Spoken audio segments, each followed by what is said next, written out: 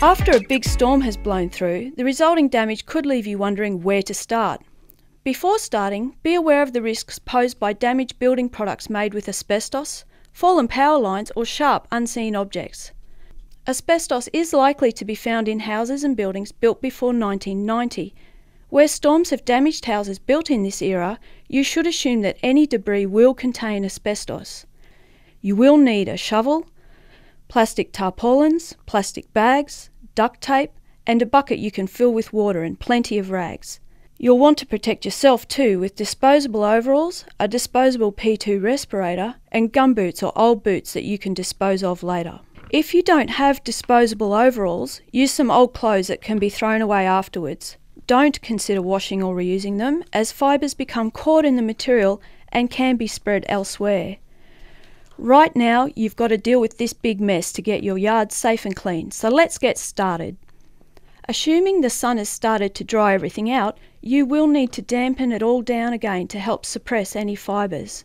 So lightly spray the debris with a garden hose. Now it's time to gear up. Take off any jewellery and watches. Put on your disposable overalls over your clothes.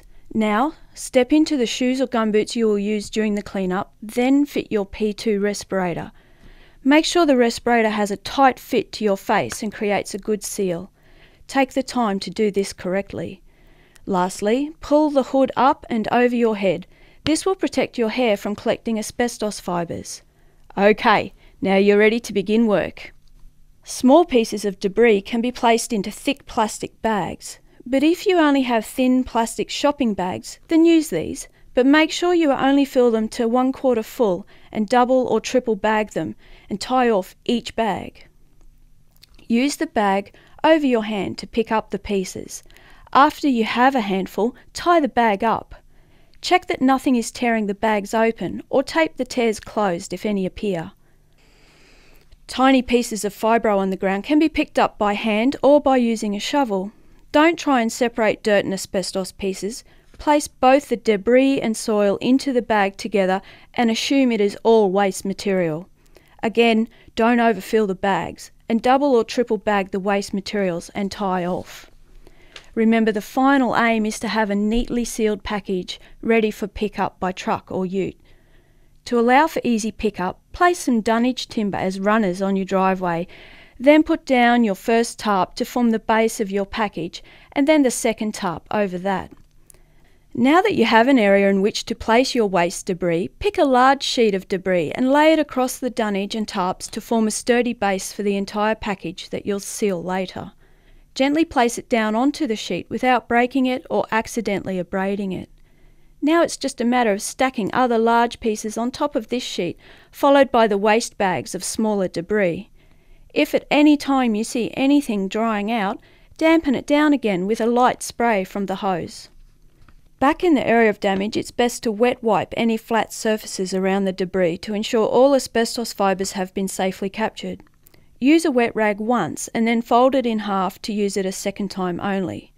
Do not wash out rags and reuse them, as this will spread fibres rather than contain them.